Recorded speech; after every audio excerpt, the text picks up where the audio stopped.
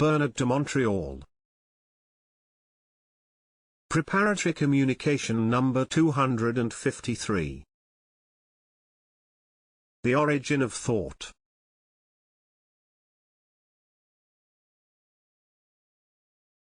Although thought is a personal point of reference for human beings in relation to their consciousness, the conscious man, the evolving man, who has already taken knowledge of the world of the laws of thought, may wonder about the origin of thought and developed, on the basis of this study, a very advanced awareness of nature of the mind.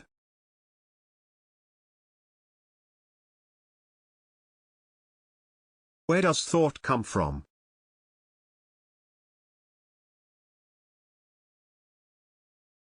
As we have already said, thought comes from the superior mental plane of man. So it came out of the contact that exists between the double and the ego.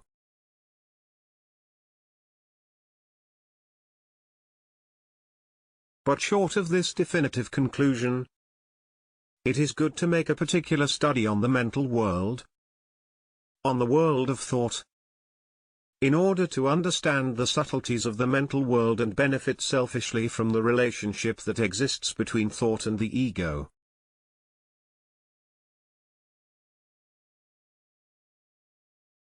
Thought in itself has its origin, in humans, only as a function of need to create a dynamic and creative movement in one's conscience.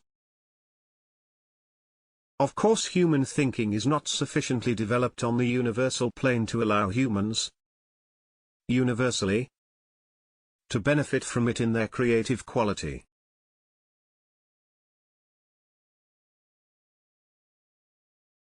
On the other hand, in the evolving human being, in humans whose mental center has already been raised, that is, adjusted to an increasingly constant creatively, we discover that with time, with evolution, with transmutation of being, thought and its origin are becoming more and more representative of the quality of human consciousness.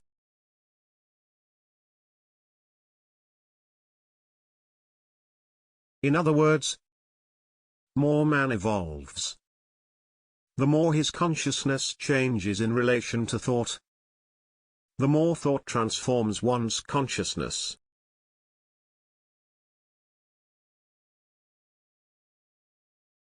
But the ego has difficulty letting itself be pierced by the creative energy of mental. So he has difficulty letting thoughts pass into the mind that can be of use to him. He tends to use thoughts.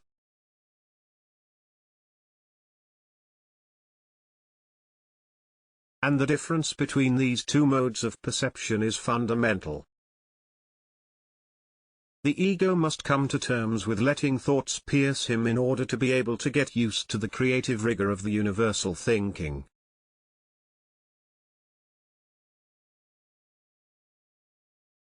To do this, he must learn to live his thoughts without becoming attached to them emotionally.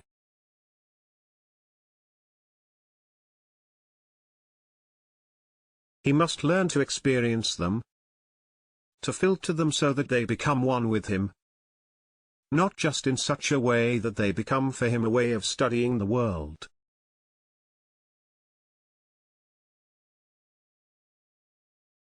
If the ego uses its thoughts, in other words, if he gradually learns to penetrate the mental world creatively, that is, without thinking, he will achieve that the world of thought is perfectly adjusted to the vibratory balance of its centers, so that it is perfectly adapted to the potential development of his creativity.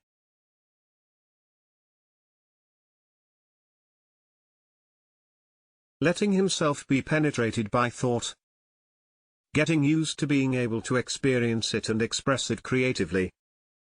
Over time, man can discover, in the creative mode of the mind, thoughts that are of themselves enough creative to free him completely in the long term from survival. That is to say, from the difficult earthly activity to live in a civilization that is not suitable perfectly to his superior intelligence.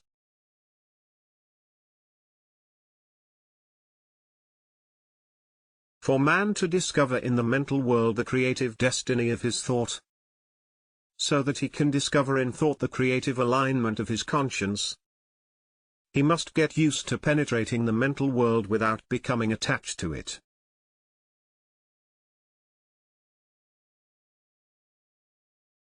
If he gets used to entering the mental world without becoming attached to it, he will discover that this world, this life plan that is part of his conscience, is ultimately in line with the destiny or with the destiny of one's own conscience, and that this world constitutes for him, as an individual, the greatest good, the greatest well-being, and inevitably the potential representative of great peace of mind.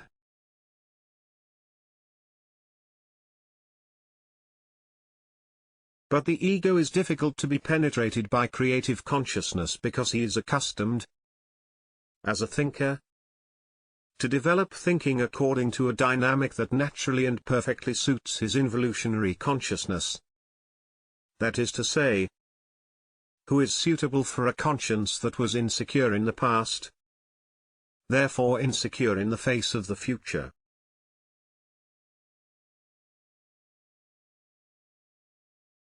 We can very well realize philosophically that thought comes from another plan, that it comes from the double.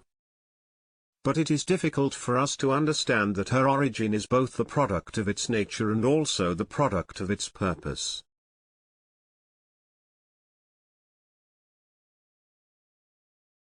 In other words, thought in itself is total if it is creative. It is total in its point of origin, and it is total also in its manifestation, in its movement, so that it naturally creates the link, the unity between the ego and the cosmic origin of human consciousness.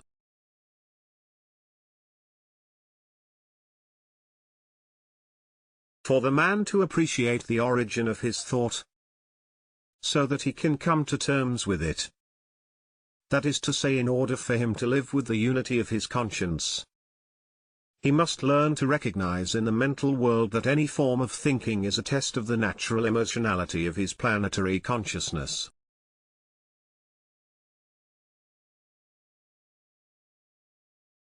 From the moment when man realizes that any thought form is this test from the planetary consciousness, he passes from the lower mental plane of thought to the superior and mental plane of thought.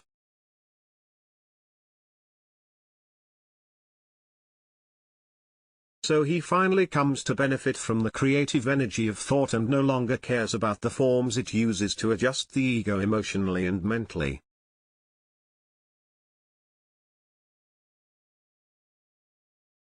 It is from this moment that man can begin to put his finger on an infinite and creative capacity to the thought that gives him access to a state of mind where serenity, calm and total security coexists.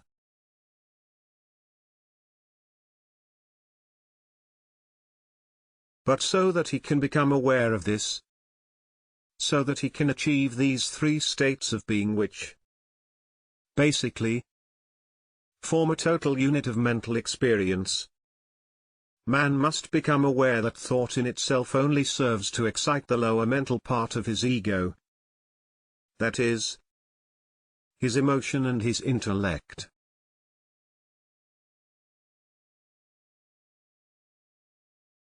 Once he has realized this and really understood this, he can lay out the mental form of thinking and live only on creative energy. What is the difference between the two?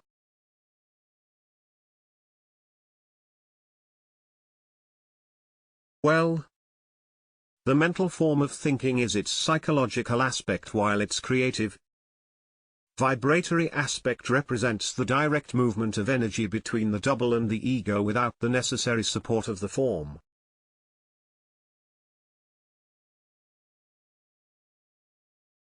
When man needs to be creative, he becomes instantly creative to the extent that he no longer has to rely on the form of thought to be emotionally secure in his ego.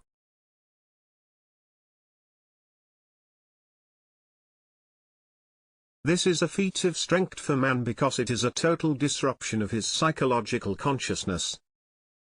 That is to say, a way of being to stop being existential to become creative. So it's a way to be able to become totally transparent.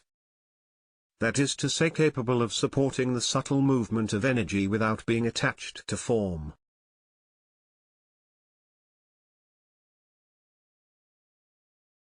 Whether the form serves the ego for the psychological orientation of itself is a thing.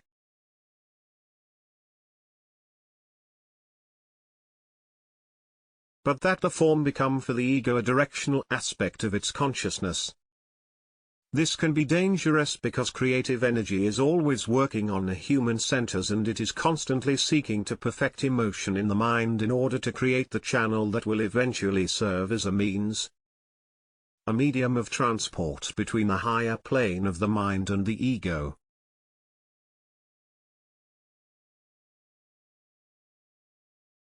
Therefore, in the genesis of thought, there are two paths. There is the universal way run by the double according to what it knows about human life.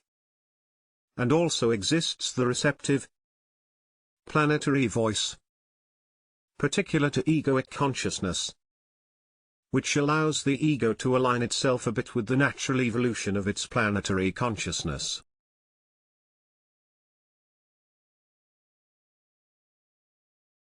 In both cases, there must be a merger, a unit over time. That is to say, an alliance that characterizes the universal movement of energy without the need of the correspondence of the ego.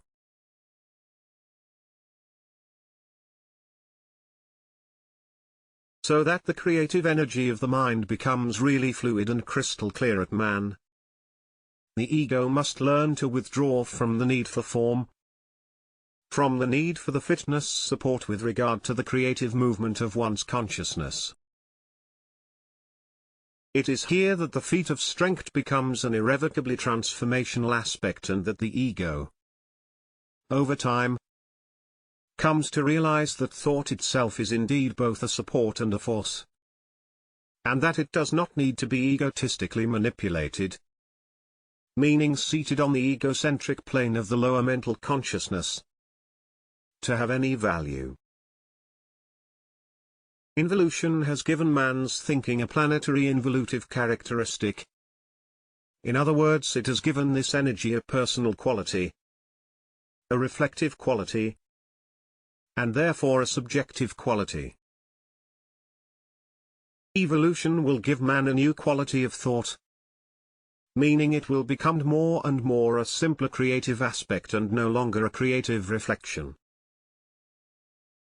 The difference between a creative aspect and creative reflection is very important because the creative aspect of thought is ultimately linked to the dynamic or to the creative and cosmic dynamic of the energy that underlies the link between man and the double. While the creative quality of thought is a mental way for man to perceive this aspect through form. And as soon as man creates any interest in the form of thought, he ultimately loses contact with the creative, universal movement of energy.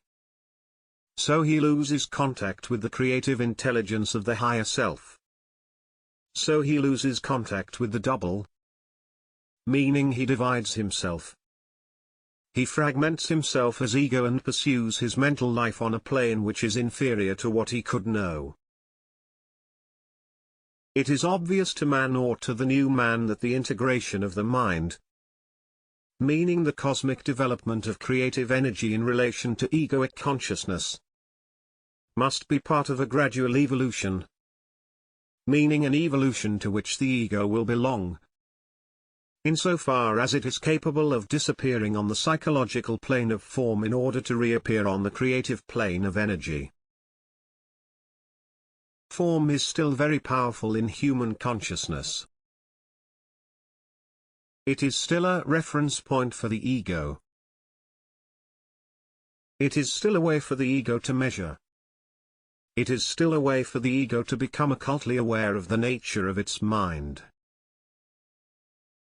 But the time will come in the course of evolution when this form, meaning this egoic need to measure the reflective value of its thought, will be transformed into another creative perception of energy, freeing the ego from the burden of thinking and finally allowing him to benefit from a creative alliance between the double and himself, meaning a creative way of instantly interpreting in action or speech what the energy in itself, beyond the form, constitutes for him as creative.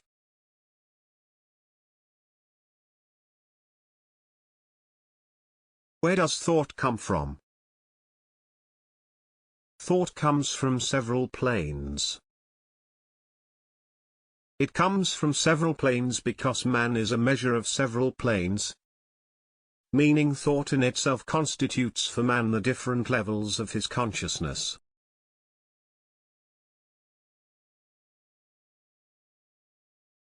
But ultimately, it comes from a universal plane, meaning it comes from a world where mentality, meaning the mind, colludes with the ego without the ego realizing it. But the ego must become aware of the collusion between himself and the spirit, meaning the ego must come to be able to easily interpret the movement of the spirit through the thought form in order to free itself from the reflection of the form and leave only the vibration within himself.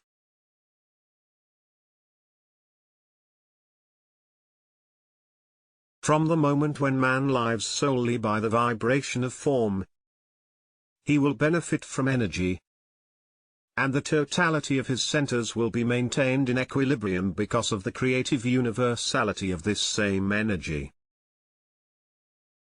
But for man to understand precisely the role of thought in his mind, he must learn to correct the natural tendency to intervene in the psychological process of his mentation, meaning he must learn to observe thought without being involved.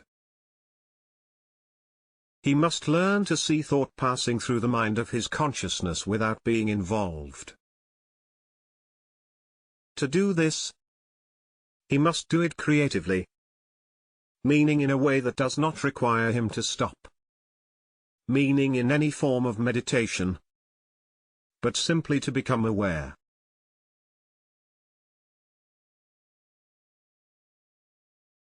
If man begins to meditate on the mental world, he will never stop.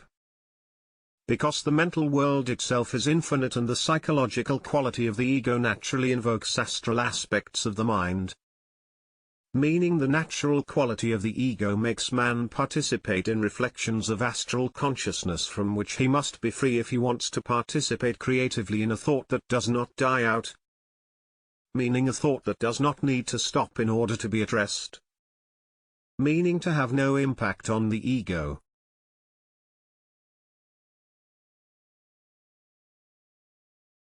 The ego should be able to live a thought in such a liberated way that it would not need to force upon itself a meditative method to stop the phenomenon of thought. And as long as man has not come to this realization, as long as he is obliged to use methods to live his thought in a more liberated way, he will be obliged to maintain some kind of contact on the astral plane with planes which ultimately constitute a diminution of his creative authority.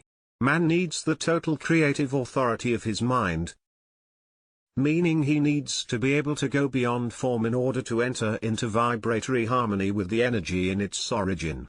If he develops or establishes within himself a tendency to want to put the ego to sleep in order to awaken consciousness, meaning if he tends to live in some form of meditation in order to stop the current of thought, he will build a subtle bridge between himself and the astral plane which will tend to spiritualize his being and take away from his being the necessary will that is part of the creative movement of energy.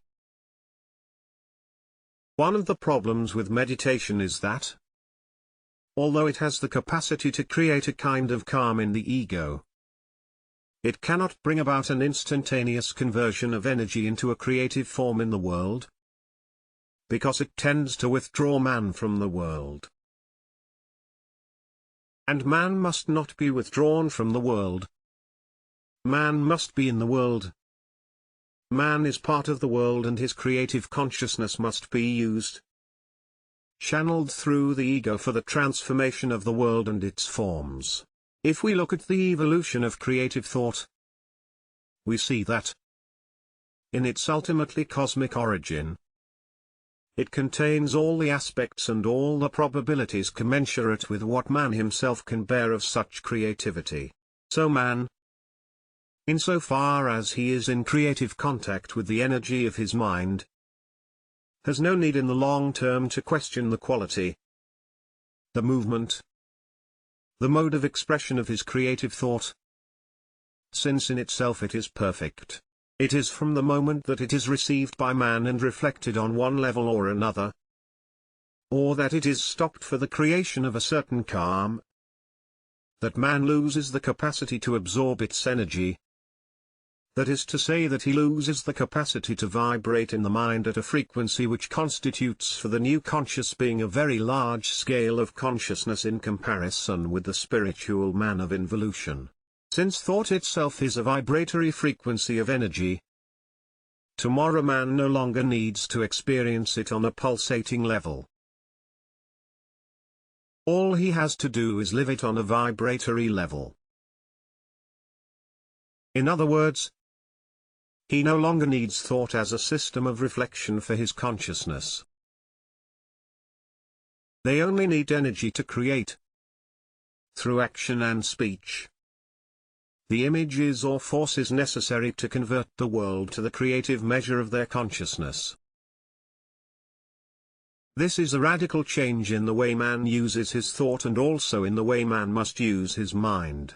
During involution, man used his mind in relation to a system of reflection that measured the egoic capacity of his intellect to realize the different levels of depth of reality.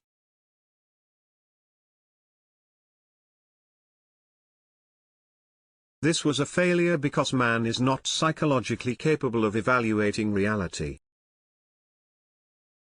But he is creatively capable of establishing the different parameters of reality, from the most particular to the most absolute, insofar as he is capable of living thought without it being conditioned by reflection. In other words, without it needing the psychological support of the ego to enter the consciousness of being. If man is capable of supporting the creative movement of thought, meaning it is verbalized or actualized dynamic, he no longer needs to reflect on the consequences of his mind. All he has to do is actualize his mind and see that this creative mind ultimately united with the source represents, ultimately, some degree of fusion with its origin. And it is to the extent that man knows or achieves this fusion that he will be able to install on the planetary level a vibration powerful to continue to vibrate, a universal vibration enough to enable men tomorrow to continue to complete their evolution and to eliminate from their consciousness the various forces which, during involution, form the egoic picture of a consciousness where thought served the ego. Thought does not need to serve the ego once it is fused in its essence, because in itself it is the creative product of egoic consciousness. What we mean is that the further man advances in evolution, the less thought will serve man egoistically and the more it will serve humanity universally. The more it serves humanity, the less the ego is involved, the more transparency there is. So the less thought is used by the ego as a form and the more it is used as energy through speech and action.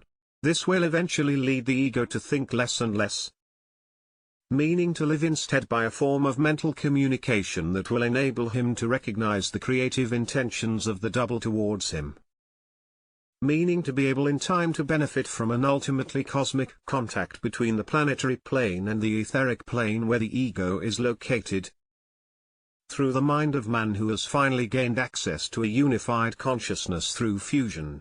It is not yet obvious to man that thought is in itself a scrambling of his mental waves. Man should be able, and with evolution will be able, to live in a totally serene mind where thought no longer exists. Meaning where thought is no longer reflective. From the moment when human thought is no longer reflective, the human being will live an extremely creative mental life. In other words, a mental life that is extremely serene, extremely free of any form of reflection.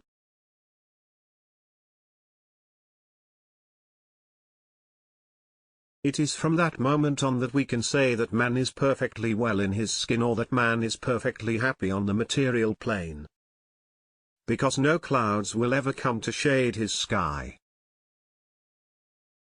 But for the clouds to disappear from man's mental sky, he must be able to realize in concrete terms that behind the clouds there is always the sun. In other words, behind any form of reflection, there is always intelligence. So there is always a form of illusion in a cloud or in a thought.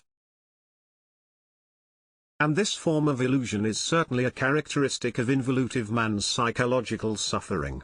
A thought which in itself is totally non-reflective instantly becomes a form of communication with the double. So it instantly becomes a form of information from the universal planes, extending or descending to the lowest plane, that of man. But as long as man experiences a cloud or clouds in the sky of his mind, he is not capable of perfectly realizing communication because he is not perfectly capable of absorbing pure energy. He must or can only absorb it through a form because he still has too many emotions to be able to surrender himself totally naked to his own sun. But man will learn to surrender himself to his own sun with time. Because he will have more and more science concerning the subtle trickery of clouds, meaning of his reflected thoughts. And he will also understand more and more the function of the sun, meaning the creative function of his higher self. The double, which in itself does not necessarily constitute the totality of man's consciousness, but the cosmic aspect of his consciousness which, linked to the planetary aspect, constitutes the Superman, meaning the new man of tomorrow. Thought must always and constantly be monitored in its subjective movements. Because for the creative evolution of the mind, it must be used to reflect in man's consciousness the slightest, the least of subjective reflections. It is used by the double to create the ultimate illusion in man. The one that leads him to believe or think that it is he who thinks the slightest of thoughts. And if thought were not used in this way, it would be impossible for man to become aware of the double because the latter would be veiled behind a whole astral world of thought. That is, behind a whole subjective coloration of man's mental world. So the double makes use of the slightest possibility of penetrating the human mind through reflection. And man must be aware of this. He must see through thought, the play of this thought, if he is to be able to make his alliance with the double. That is, to benefit from the creative movement of his mind without having to suffer the slightest interference from the form on his ego. In other words, without having to suffer the slightest emotion in his mind.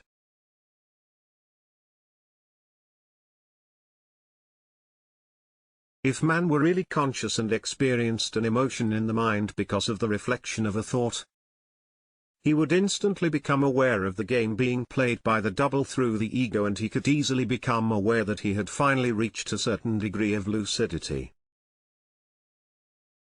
But man is not sufficiently conscious to realize this because he is still at the stage of discernment where he has to become aware more of his actions in the world than of the way in which the thought is manipulated by the double, which constitutes the origin of his creative self. It is for this reason, in a sense, that man must put much order into his material world if he is to begin to taste the subtle manifestations of the double through the mental world of his thought. Man must really react and correct the abuses of his planetary consciousness. He really must make more and more use of his creative consciousness to finally be able, instantaneously and more rapidly, to benefit from the fusion of his mind. It is the fusion of man's mind that will enable him to emerge from the psychological survival of the ego and finally undertake a creative movement in the world that constitutes the creative potential of his mental energy. But if he does not realize as an ego that the double is constantly at work and that he too, in the world of matter, must be constantly at work, he will not be able to benefit from this alliance, this creative link between the cosmic part of his being and the planetary part. So if man is to achieve a real and profound transformation of his mind, he must correct the abuses of his mind in matter, meaning he must correct the subtle movements of his emotions in his mind. In this way he will be able to benefit from the clairvoyance and clairaudience of the double. That is to say, from the perfected mental link with the origin of his thought, and cease, in the world of matter, to be preoccupied every day, every week and every month, with the state of things, the state of life, which constitutes any form of existence. Man must be free and he will be free. But to become free, he must begin to allow into life what he knows in the mind, meaning he must transpose into life what he knows in the mind. But to do this, he must learn to convert the mind into an instant creative force that does not shy away from anything. That is, that constantly tries to see through the subjective clouds of reflective consciousness. In other words, man must not lie to himself. If he lies to himself, he automatically delays the evolution of his consciousness, the fusion of his mind, and he also delays the time in his life when he will be able to emerge from survival.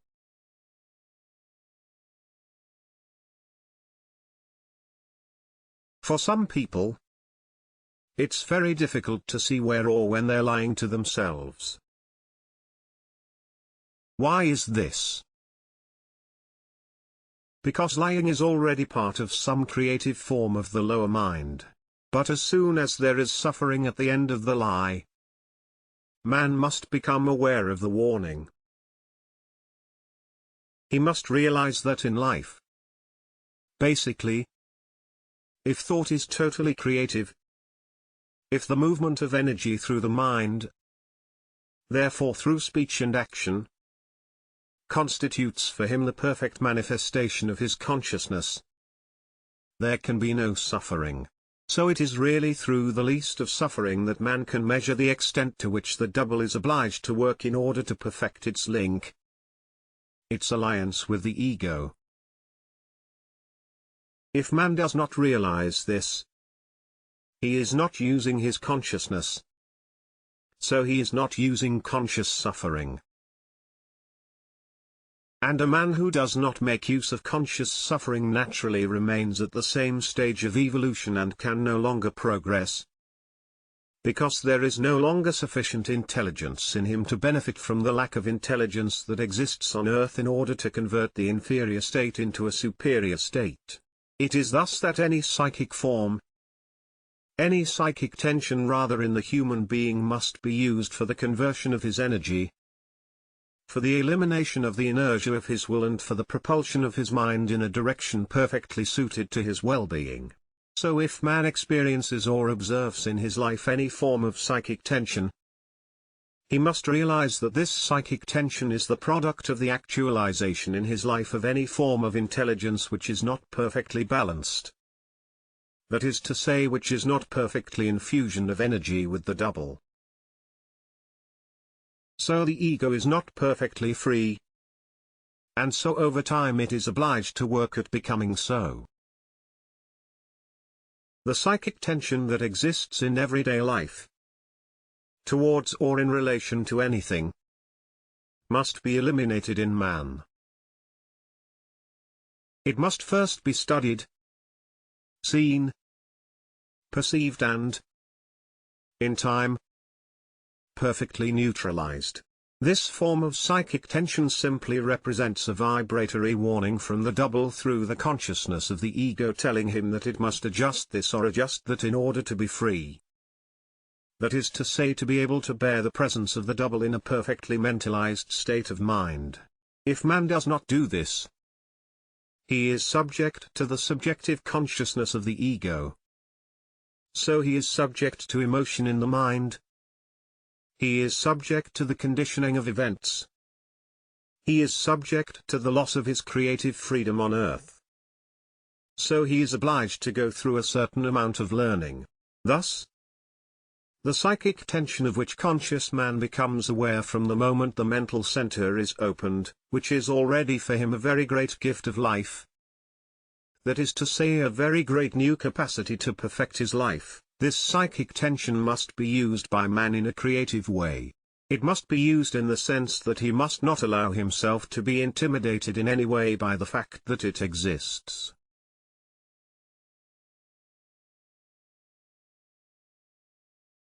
He must use it creatively. He must be able to ensure that in time it will disappear from his life. And in that process he will have reached a new level of maturity. He will have reached a new level of lucidity. He will have moved from discernment to lucidity. So he will have become more and more intelligent. For conscious man, becoming more and more intelligent means gradually arriving, in the course of evolution, at the elimination of more and more psychic tensions which constitute some form of measure or parametric form which informs him of a certain failure in the creative totality of his being. Psychic tension always represents a psychological investment by the ego in life that it does not fully understand. When the psychic tension disappears from man's consciousness, he becomes free. So his way of living changes. His consciousness alters. His will has become greater and he has finally managed to enjoy more sunshine and less shade. Fewer clouds. It is not natural for man on earth, conscious man, new man, to live between the sun and the clouds. In other words, to live on a little sun and a lot of clouds. He must come to eliminate all the clouds so that he is finally bathed only in the sun. That is, his own light, his own intelligence. But to do this, he has to use the psychic tension that exists and use it as a yardstick to measure what is not yet running perfectly smoothly. And he will see that over the months, over the years, his life improves. That his life becomes more and more under his control. That his life becomes more and more pleasant. That it is less survival. That it is more life, and that, in the end, it ultimately represents what he has always wanted: constant peace, permanent peace, growing peace, and also creative peace. Meaning a peace that enables him to use mobility in the world in order to further shape, for the well-being of his astral body, impressions that constitute, as long as he is on the material plane, a source of nourishment, a source of pleasure and a source of vitality. Naturally linked to psychic tension is the lower mental world. Man will recognize that his thoughts are directly linked to psychic tension. It is his lower thoughts that create this psychic tension. So it's up to him to pursue and correct, to eliminate psychic tensions in order to neutralize and put a stop to the thoughts that create reflection in him because they raise a certain current of emotionality in the mind. The link between psychic tensions and the lower mental world is a source of suffering for man. So it's up to him to eliminate this source of suffering. And today he has the ability, the science, to do so. He has the capacity today to perfectly and totally reverse the polarity of his mind, meaning to give his mind creative power and to eliminate from his mind any intrusion of the emotionality created by the subjective thought used by the double to force the ego to perfect its being, meaning its consciousness, by using psychic tension as a lever for transformation. If the ego does not realize this, it will be constantly bathed in psychic tension. It will constantly experience thoughts that are not commensurate with its consciousness. And it will find life more and more burdensome. And naturally, as he becomes more and more aware of the laws of energy, he will become more and more electrified, more and more tense, more and more unable to bear life, instead of the opposite movement. While human beings are finding it more and more difficult to cope with life, conscious man, the new man, should find life more and more pleasant. But for this to happen, man must learn the laws of mental consciousness. He must learn the reality that lies behind the subjective and colored movement of his thoughts, which generates psychic tension that he must use to transmute his mind and finally eliminate the clouds in his life. It is not natural for conscious man, whatever the world condition, whatever the planetary condition, not to be able to find a hole in the world and perfectly actualize his creative consciousness. When man is conscious, he doesn't need a lot of things, but he does need everything that is available to him to the extent of his consciousness. And what is available to him within the limits of his consciousness is part of the secret of his creativity. Within this secret, he must discover what he has that is the measure of his consciousness. Eventually, therefore, the ego will benefit from what man's consciousness has at its disposal. In other words, from what man's creative consciousness knows about what the ego needs. And this is how man will create for himself a formidable life. A natural life. A full life. A life that will no longer be survival, but simply a creative movement of his ego fixed in the light and universalized in a totally renewed consciousness.